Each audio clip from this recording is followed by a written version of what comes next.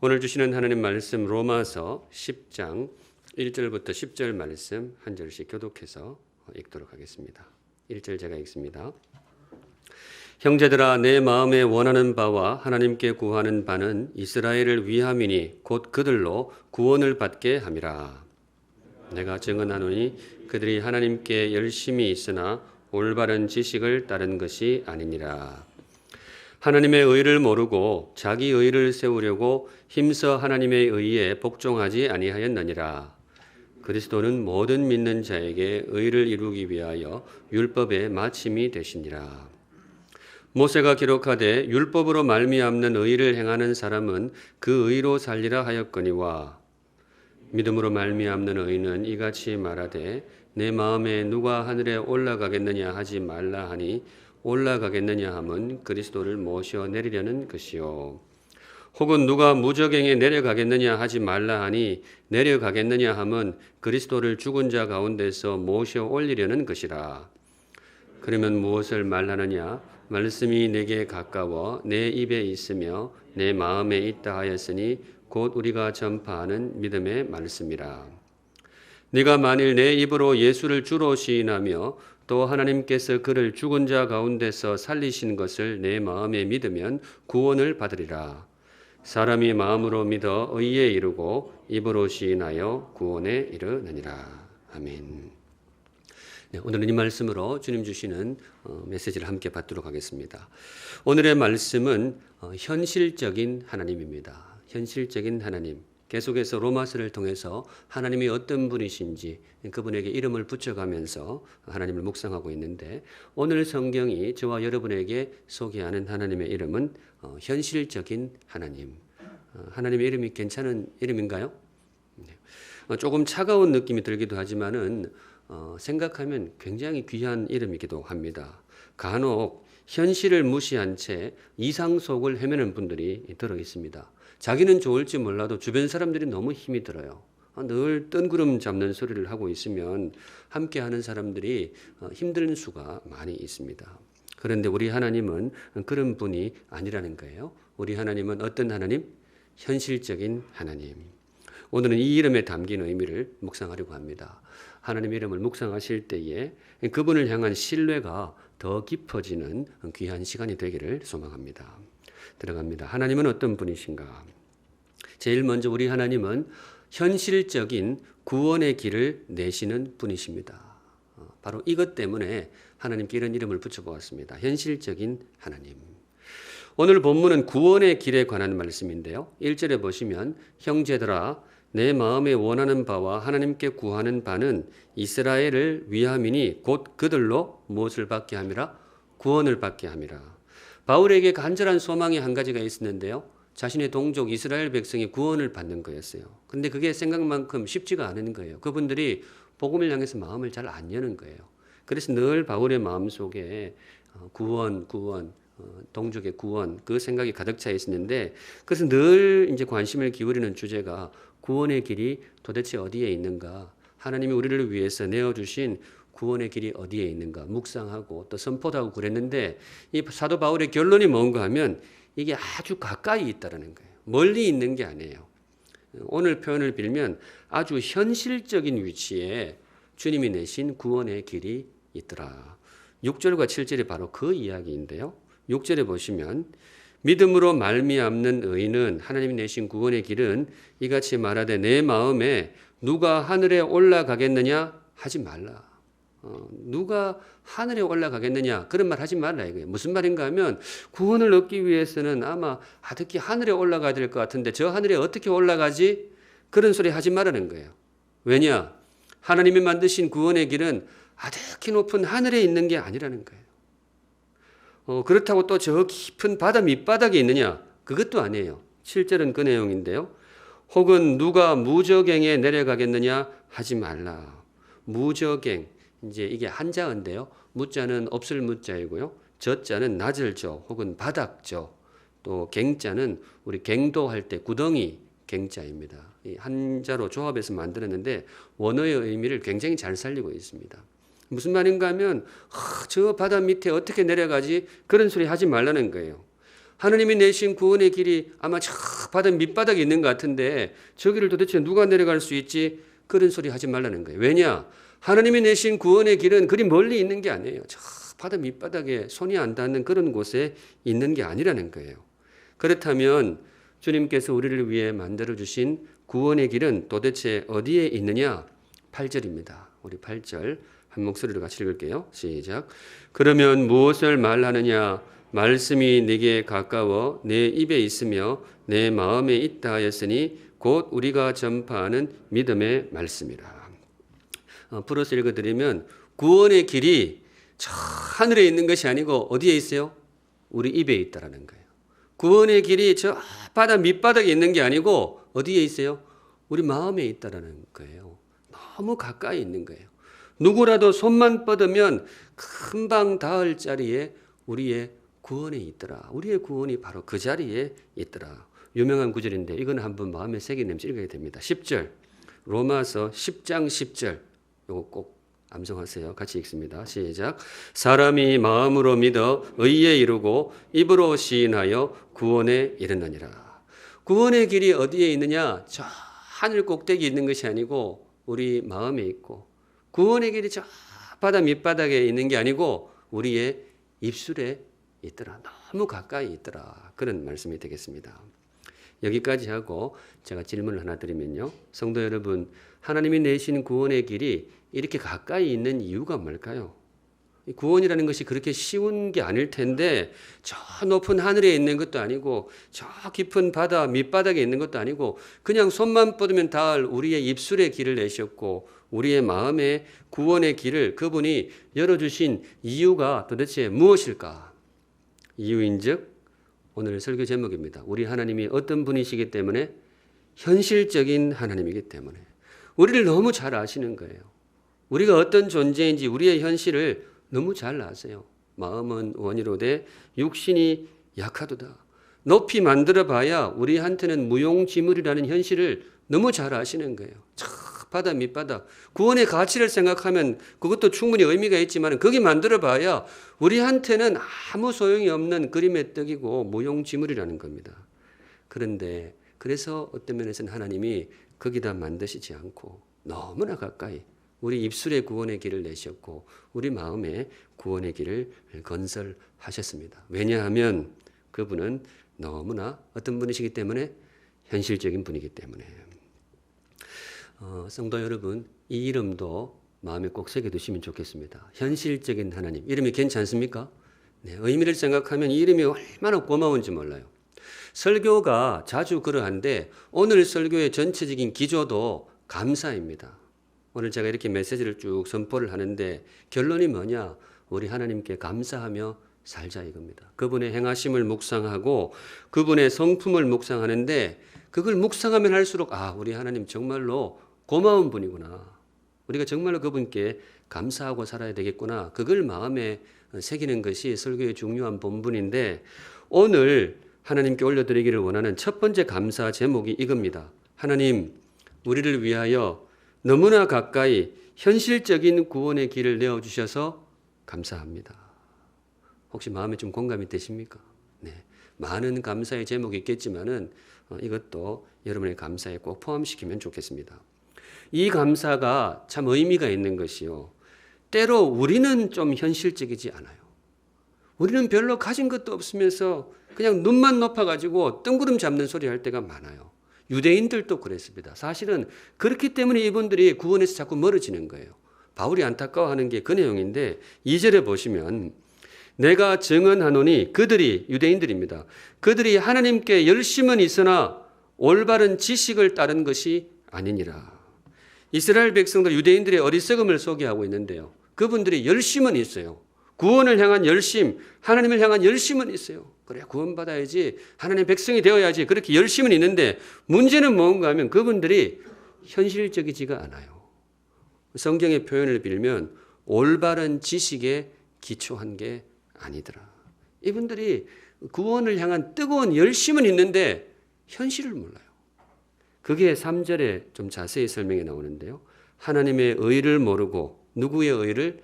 자기 의를 세우려고 힘써 하나님의 의에 복종하지 아니하였느니라.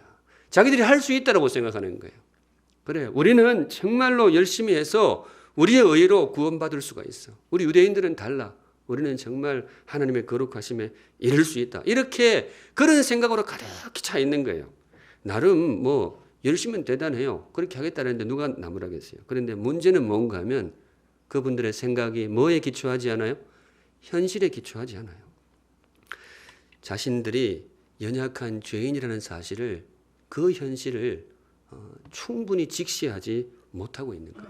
그러니까 자꾸 교만의 구름 속을 헤매고 있는 거예요. 우리는 할 수 있다. 우리는 할 수 있다. 공산주의가 실패한 이유에 관해서 많은 분들이 이 점을 꼽습니다. 너무 이상적이었다.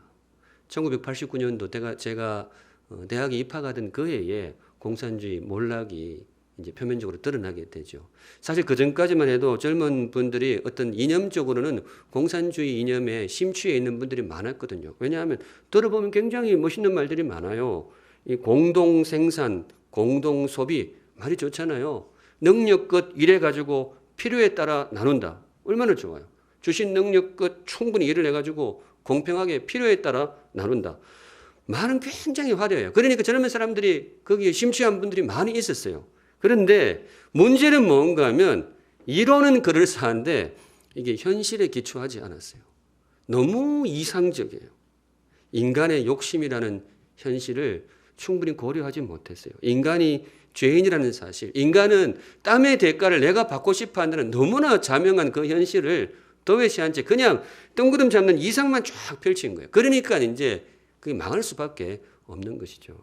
그래서 수많은 분들이 고통을 겪게 되었는데 국가도 그렇고 사업도 그렇고 리더가 현실 감각이 떨어지면 주변에 있는 분들이 힘들 수밖에 없습니다. 그런 사람에게 괜히 몸을 의탁했다가는 나 자신도 큰 낭패를 볼 수밖에 없는 것이죠. 그런데 제가 이 말씀을 왜 드리느냐. 우리 하나님 믿고 살잖아요.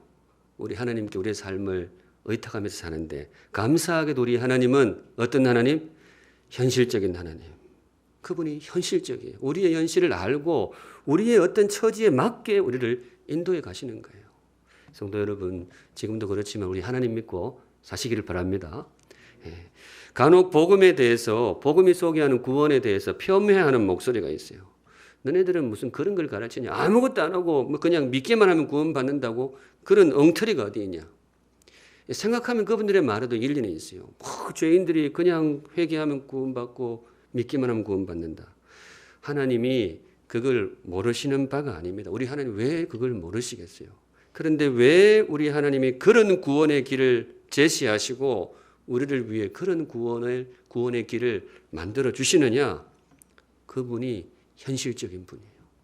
저는 그리고 이분이 우리를 너무 사랑하신다라고 믿습니다. 사랑하시기 때문에 우리가 감당할 수 있는 길을 내어주시는 거예요. 뜬구름 잡는 소리를 하지 않으세요. 그래서 오늘 하나님을 향하는 많은 감사가 있겠지만은 우리를 위해 현실적인 구원의 길을 열어주신 주님의 은혜에 감사합니다. 이 항목도 꼭 포함될 수 있기를 바랍니다. 한 걸음 나아가서 두 번째, 우리 하나님이 어떤 분이신가? 조금 더 깊은 자리로 나아가는데요. 이번에는 방향이 조금 바뀝니다. 이상을 포기하지 않으시는 하나님입니다. 이상을 포기하지 않아요. 현실적이면서도 이분이 이상을 포기하지 않습니다. 현실적인 것이 굉장히 좋지만은 그렇다고 현실에 매몰되면 굉장히 아쉬울 수밖에 없어요. 꿈도 안 꾸고 이상도 꺾어버리고 그저 현실에 안주해서 산다면 그 삶이 너무 아쉬울 수밖에 없는 것이죠. 한 걸음도 앞으로 못 나가는 거죠. 그런데 감사하게도 우리 하나님은 그런 분이 아니십니다. 철저하게 현실적인 분이면서도 절대로 현실에 안주하지 않으시는 하나님. 현실에 발을 디디고 있으면서도 우리를 향한 아름다운 이상은 한치도 포기하지 않으시는 하나님. 우리에게 다가오실 때에 정말 현실적인 그런 인식에 기초해서 다가오시지만은 우리를 향해 꿈을 꾸실 때는 절대로 이상을 포기하지 않으시는 하나님. 우리가 믿는 하나님은 그런 하나님이십니다. 에베소서 4장 13절 함께 보실까요? 우리를 향한 하나님의 이상이 선포되는 대목인데요. 같이 읽습니다. 시작. 우리가 다 하나님의 아들을 믿는 것과 아는 일에 하나가 되어 온전한 사람을 이루어 그리스도의 장성한 분량이 충만한 데까지 이르리니. 우리를 향한 하나님의 꿈이라고 할 수 있는데요. 두 단어를 눈여겨보시기 바랍니다. 온전한 사람 그리고 그리스도의 장성한 분량입니다. 우리를 향한 하나님의 꿈이 이렇다라는 거예요. 우리가 온전한, 어떤 면에서는 완전한 사람이 되어가지고 그리스도의 장성한 분량. 이게 무슨 말인가 하면 예수님 모셔다가 이 자리에 세우고 우리 여기다 세웠을 때 누가 누구인지 좀 헷갈리게 만들겠다는 거예요. 우리의 성품이며 생각이며 이 행동 거지가 주님을 그대로 닮은 그리스도의 장성한 분량이 충만해지는 것. 우리를 향해 주님께서 그런 이상을 품고 계신다는 겁니다. 이게 무슨 말이냐? 우리 하나님이 그렇게 현실적이지 않다는 거예요. 이 대목에서는 지극히 어떤 분이시라고요? 비현실적이에요. 너무 꿈이 높아요.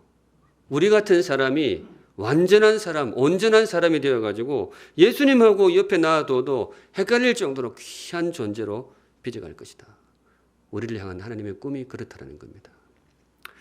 어떤 면에서는 이것이 모순적으로 보일 수가 있는데요. 하나님의 양면성이라는 이름으로 기억해 두시기 바랍니다. 하나님이 우리에게 다가오실 때는 한 가지 모습으로 다가오는 것이 아니고 지극히 대조적으로 보일 수 있는 다른 모습으로 다가오시는데요. 우리 앞에 길을 내실 때는 지극히 현실적으로 다가오세요. 우리의 걸음이 걸어갈 수 있는 현실적인 길을 내시는데 또 우리를 향하여 꿈을 꾸실 때는 뭐예요? 완전히 현실을 무시하시고 지극히 비현실적인 너무나 이상적인 그야말로 이상적인 꿈을 꾸시는 분입니다. 저는 이 대목도 우리를 향하신 하나님의 뭐예요? 사랑이라고 믿습니다. 보통 우리 아이 낳아 보신 분들 낳아 놓으면 다들 뭐예요? 자기 애는 뭐 같아요? 천재 같잖아요. 가끔 보면 그런 분들이 있어요. 우리 애가 말이죠. 어제 세상에 이렇게 확 뒤집었다고. 우리 애가 몇 개월 되지도 않는데 내가 이야기하니까 눈을 딱 쳐다보는 게 분명히 내 말을 알아들은 것 같다. 그래서 우리 애는 얼굴은 원빈이고 머리는 아인슈타인 같다고. 그런 생각들이 왜 들까요? 사랑하니까. 우리를 대하시는 하나님의 모습도 그렇습니다. 처음부터 그러셨어요. 창세기 1장 26절 한번 띄워주시겠어요? 창세기 1장 26절. 하나님이 이르시되 우리의 형상을 따라 우리의 모양대로 우리가 사람을 만들고 뒷부분 같이요. 시작. 그들로 바다의 물고기와 하늘의 새와 가축과 온 땅과 땅에 기는 모든 것을 다스리게 하자 하시고. 창세기의 첫머리죠. 우리를 창조하실 때에 하나님이 품으신 꿈이라 그럴까요? 우리를 어떤 존재가 되기를 원하시는가 하면요. 다스리는 존재. 온 천지 만물을 다스리는 존재. 하나님의 형상이라고 했는데요. 형상을 어떤 신학자는 대리자 혹은 심지어 재상으로 읽는 분이 있습니다. 신학적인 근거를 갖고 이렇게 하는 거예요. 재상, 1인 지하, 만인 지상의 그 재상이 있잖아요. 영의정. 그게 이 형상이다. 무슨 말인가 하면요. 하나님 우리를 지으실 때에 만물 위에 오직 하나님 아래에 있지만은 만물 위에 만물을 다스리는 그런 우주의 재상으로 우리를 지으셨다는 거예요. 언어 자체가 벌써 좀 넘치잖아요. 그런데 창세기 1장 26절은 정확하게 그 의미가 맞습니다. 하나님이 우리를 향해서 그만큼 큰 꿈을 품으시는 거예요. 어떤 면에서는 그만큼 비현실적인 꿈을 품으시는 거예요. 하나님의 모습이 어떤 면에서는 대조적이에요. 지극히 현실적이면서도 우리를 향해서 꿈을 품으실 때는 뭐예요? 지극히 비현실적인 꿈을 품으시는 겁니다. 사랑하는 샘물성도 여러분, 너무나 현실적인 하나님도 감사하시지만 이 대목도 저와 여러분의 감사의 제목이 되면 좋겠습니다. 나를 향해서 말도 안 되는 그런 귀한 꿈, 정말로 온전한 사람이 되어가지고 예수님과 비스무리한 그런 존재가 되기를 꿈꾸시는 하나님, 하나님의 꿈에 경의를 표하고 감사를 드립니다. 이어서 세 번째, 우리 하나님이 어떤 분인가. 이제 정말로 오늘 이 말 하고 싶어서 여기까지 달려왔어요. 오늘 설교의 핵심으로 들어가는데요. 지금 설교할 때 뭐 적으시는 분들이 많은데 감사합니다. 볼펜 무리 없어도 요거는 반드시 적으세요. 우리에게 주시는 하나님의 이름, 간극을 메우시는 하나님이십니다. 현실과 이상 사이에 간극을 메우시는 하나님. 우리 하나님은 그런 분이세요. 우리 하나님 지극히 현실적으로 다가오시고 또 꿈은 비현실적인 꿈을 꾸시는데 우리 하나님이 어떤 분이시냐? 그 현실과 이상 사이에 간극을 어떻게 해요? 메워주시는 하나님. 우리 하나님 좋은 분이신가요? 네, 정말 좋은 분이에요. 그래서 우리가 정말 이분을 믿어야 돼요. 다른 그 어떤 데 기울이 눈길 주지 말고 우리 이분을 메워야 됩니다. 왜냐? 우리 하나님은 간극을 메워주시는 하나님이시기 때문입니다. 오늘 본문의 중심 구절이 4절인데요. 4절 한 목소리로 같이 읽어보겠습니다. 4절 시작. 그리스도는 모든 믿는 자에게 의를 이루기 위하여 율법의 마침이 되시니라. 그리스도는 모든 믿는 자에게 의를 이루기 위하여 율법의 마침이 되시니라. 이걸 풀어서 읽으면 이렇게 됩니다. 그리스도는 현실과 이상 사이에 간극을 뭐예요? 메워주시느니라. 바로 그 뜻입니다. 현실과 이상 사이의 간극을 메워주시는 거예요. 우리를 향한 하나님의 꿈이 아주 비현실적으로 높다 그랬잖아요. 그런데 우리가 처한 현실은 뭐예요? 너무나 낮고 척박한 거예요. 그런데 그 간극을 우리 주님이 어떻게 해요? 우리 주님이 몸으로 메워버리신다. 성도 여러분, 그런 의미에서 우리가 정말로 예수 믿고 사시기 바랍니다. 이분을 붙들기를 바랍니다. 구원의 이상을 선포하는 종교는 많습니다. 이렇게 되어야 돼. 구원의 이상, 인간이 제자리로 나아가야 돼. 이상을 선포하는 종교는 많아요. 사상도 그래요. 인간이 도달해야 할, 인간 사회가 도달해야 할 아름다운 이상을 선포하고 노래하는 사상들도 많이 있습니다. 들어보면 굉장히 아름다워요. 한 세기 전 공산주의도 그렇게 대우받기도 했어요. 그 노래하는 이상이 너무 아름다우니까. 그런데 문제가 뭐냐? 문제는 노래는 하고 선포는 하는데 그 간극을 메워주지를 못해요. 현실과 이상 사이의 그 간극을 메워주지를 못해. 저쪽으로 가야 돼. 인간 사회는 저렇게 나아가야 돼. 손가락으로 가리키기는 하는데 정작 그 길로 나아갈 수 있는 길을 만들지는 못해요.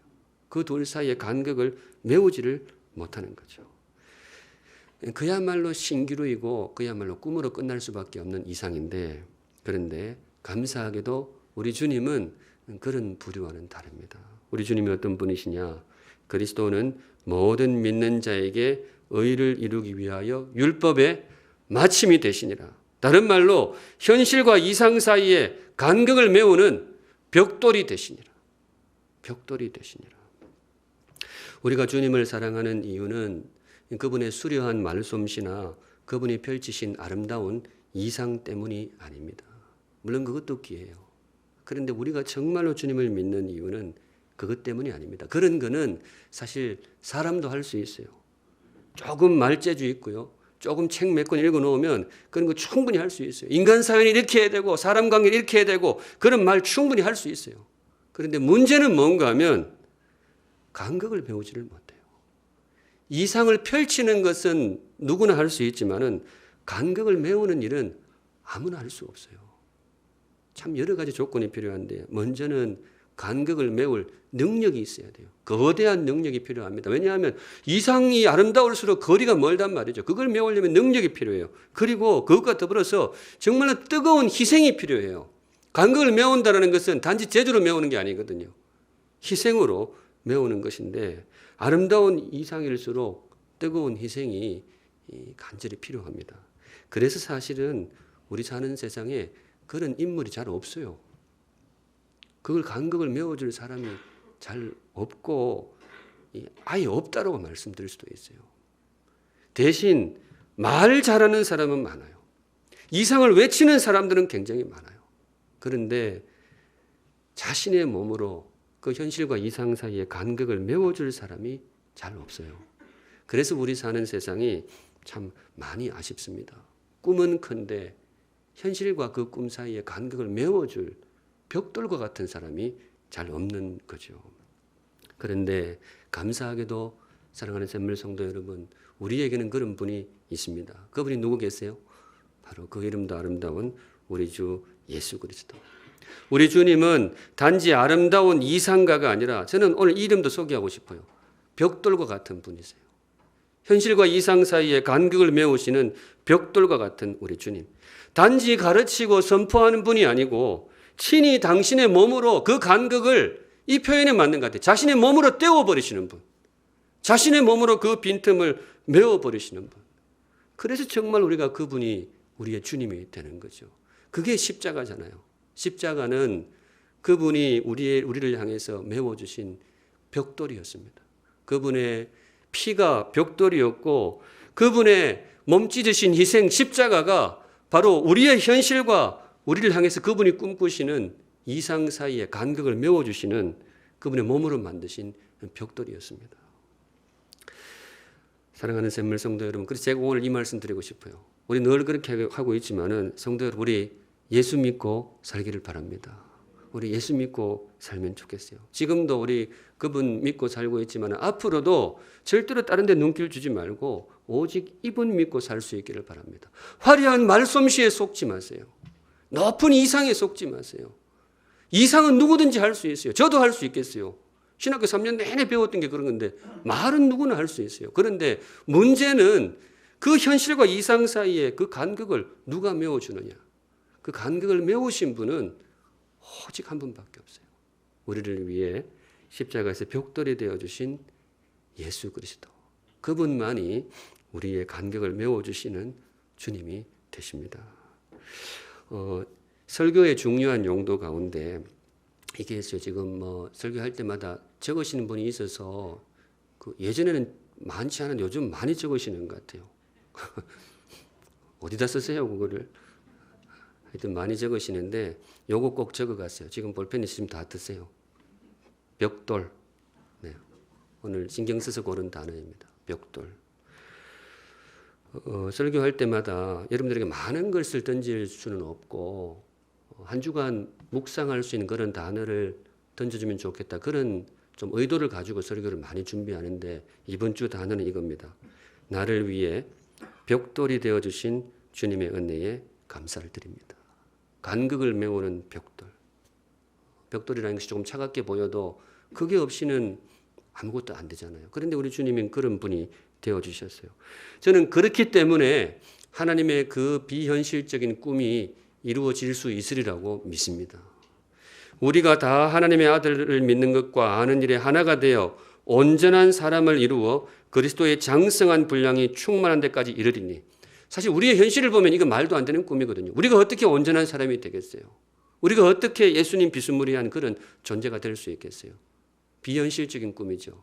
그런데 가능하리라고 믿습니다. 왜냐? 우리 주님이 벽돌이 되어주시기 때문입니다.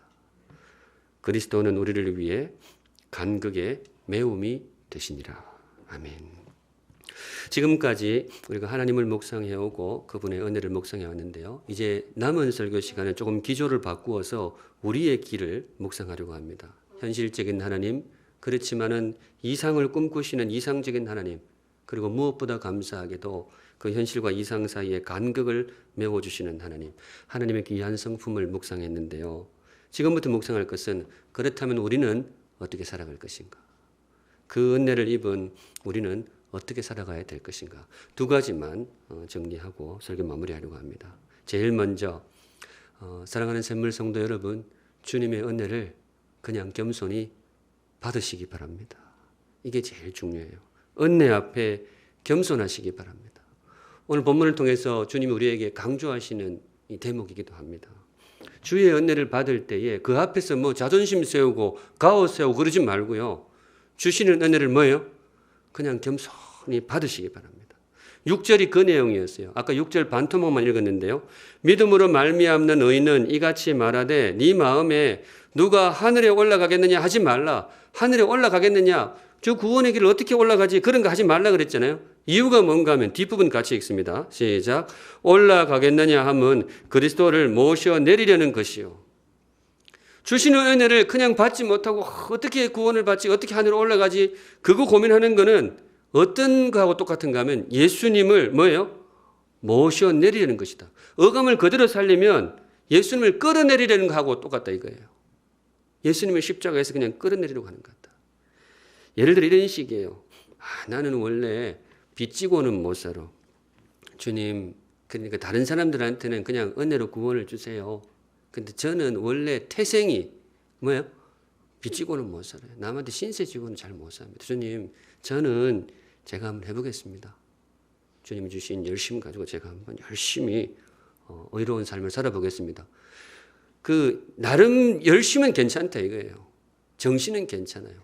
그런데 주님이 그렇게 하지 마라 그래요. 왜냐? 그건 올바른 지식에 근거한 게 아니에요. 그리고 너무 교만해요. 자신이 얼마나 부족하고 연약한 죄인인지를 잘 모르는 거예요. 주님이 은혜를 주실 때는 그렇게 가오 세우는 게 아니고 뭐예요?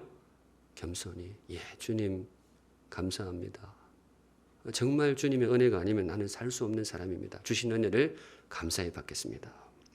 이 태도가 굉장히 중요한지 우리 하나님이 한 번 더 강조해 주십니다. 그게 7절인데요. 7절도 아까 반토막만 보았죠. 혹은 누가 무저갱에 내려가겠느냐 하지 말라 하니, 뒷부분 같이 시작. 내려가겠느냐 하면 그리스도를 죽은 자 가운데서 모셔 올리려는 것이라.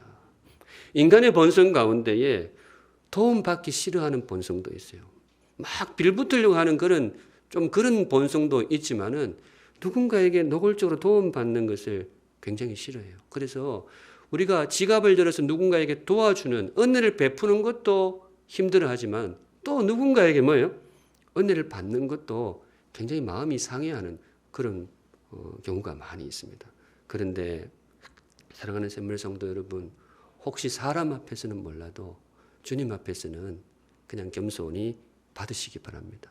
왜냐? 우리가 마련할 수 있는 은혜가 아닙니다.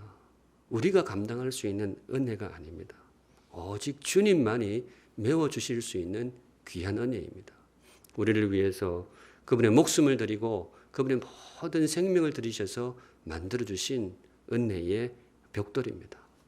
겸손히 받으시는 우리 지혜로운 인생들 되시기를 주님의 이름으로 축복합니다. 네, 그래서 참 우리 신앙생활 하실 때에 그냥 감사합니다. 감사합니다. 겸손한 그런 마음들이 꼭 필요합니다. 마지막으로 두 번째, 벽돌의 은혜를 받은 사람으로서 우리는 어떻게 살아갈 것인가. 조금 기조를 바꾸어서 마지막으로 이 다짐하고 설교를 마무리하고 싶은데요. 나도 주님처럼 간극을 메우는 사람이 되게 하소서. 구원의 문제가 아닙니다. 구원에 있어서는 우리가 할 수 있는 게 아무것도 없어요.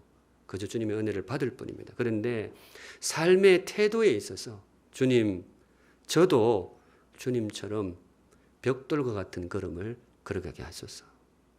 그냥 이상을 외치는 그런 사람이 아니고 현실과 이상 사이에 그 간극을 하나라도 메울 수 있는 벽돌과 같은 인생이 되게 하옵소서.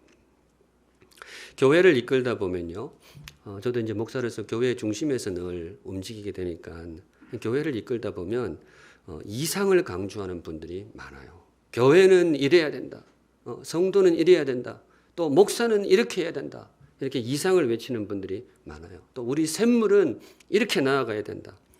들어보면 참 맞는 말이에요. 다들 정확한 아름다운 이상입니다. 참 귀해요. 그런데 사랑하는 샘물 성도 여러분, 이 시간 주시는 말씀에 근거해서 믿음으로 여러분들에게 한 가지 권면을 드리고 싶습니다. 이상을 선포하는 것도 좋지만은 주님처럼 간극을 메우는 사람이 되시기를 우리 주님의 이름으로 축원합니다. 아멘. 우리 그런 사람이 되면 좋겠어요. 이상을 외치는 사람도 참 좋지만은 우리 주님처럼 간극을 메우는 벽돌과 같은 인생이 되면 좋겠어요. 정말로 교회가 필요로 하는 사람은 그런 사람입니다. 물론 교회에는 이상이 필요해요. 이상을 품어야 됩니다. 그런데 짧지 않은 세월, 참 그리 길지 않은 세월, 제가 교회 일을 쭉 해보다 보니까요. 이상을 선포하는 분들이 많으면 이상하게 교회가 메말라요. 이게 참 묘해요. 정말 아름다운 이상인데 그 이상을 외치고 선포하는 분들이 많으면요. 교회가 예민해져요. 굉장히 좀 메마르고 건조해져요. 너무나 아름다운 이상인데 그 외치는 소리가 많을 때 오히려 교회가 힘을 잃게 되는 경우가 많이 있습니다. 그렇다면 정말로 교회가 필요로 하는 사람, 교회를 튼튼하게 세우는 사람은 어떤 사람이냐? 벽돌과 같은 사람입니다. 간극을 메우는 벽돌과 같은 사람. 외치는 사람보다 메우는 사람이 교회를 세워갑니다. 저는 우리 샘물 성도들이 그런 분이 되면 좋겠어요. 이 자리에 오신 모든 분들, 영상으로 예배하시는 모든 분들이 그런 사람이 되면 좋겠습니다. 제가 교회에 와서 자주 들었던 단어 중에 하나가 샘물 정신입니다. 샘물 정신, 샘물 정신. 근데 제가 생각해 봤어요. 샘물 정신이 뭔가? 지금까지는 뭐였는지 잘 모르겠어요. 그런데 앞으로는 저는 우리 샘물 정신은 외치는 정신이 아니고 메우는 정신이었으면 좋겠습니다. 그게 진짜 샘물 정신이어야 된다고 생각해요. 외치는 것은 누구나 외칠 수가 있어요. 저도 외칠 수가 있어요. 그런데 정말로 교회를 세워가는 것은 묵묵히 그 간격을 메워가는 겁니다. 그래서 적어도 앞으로의 샘물 정신은 저는 제도가 아니라 땀이기를 바랍니다. 사실 제가 이렇게 말씀드릴 수 있는 것은 샘물에 그런 분들이 참 많아요. 말없이 묵묵히 일하는 분들이 여기저기 되게 많아요. 연말 최근에도 제가 몇 번 느끼게 되었는데요. 제가 샘물에 온 지 꽤 오래됐다고 생각하는데 아직도 모르는 데가 있더라고요. 예산 편성한다고 어떤 이렇게 쭉 왔는데 제가 모르는 생소한 부서가 있어가지고 이건 뭐예요? 그러니까 뭐 그런 일을 한대요. 아, 그런 일도 해요. 언제부터 시작했어? 오래됐는데요. 이러더라고요. 근데 저는 그동안 한 번도 들은 적이 없어요. 물론 모르죠. 들었는데 1년 내도록 코로나 하다 보니까 막 그게 어디 갔는지도 모르겠어요.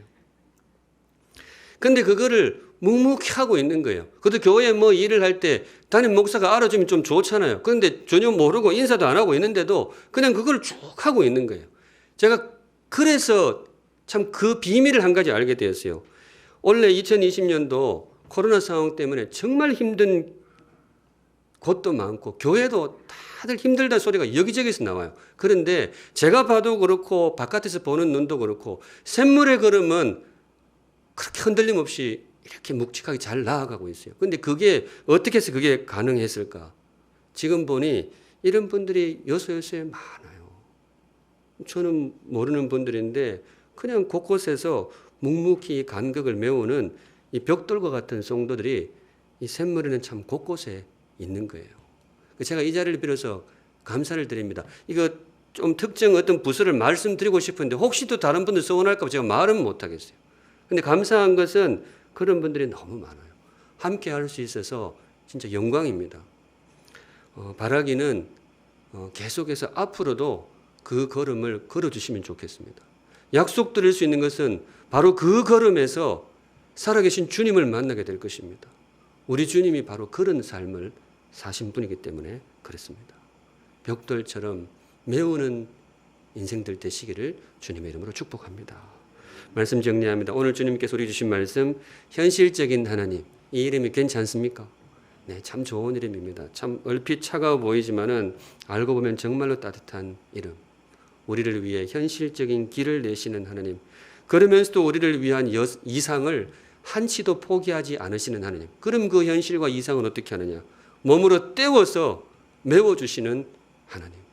수많은 하나님의 이름도 있고 수많은 감사의 제목도 있지만은 이 간극을 메워주시는 벽돌이 되신 주님의 은혜, 이 감사도 올려드릴 수 있기를 바라고, 바라기는 저와 여러분도 우리 주님처럼 벽돌 한 장이 되는 귀한 샘물 성도들 되시기를 주님의 이름으로 축복합니다.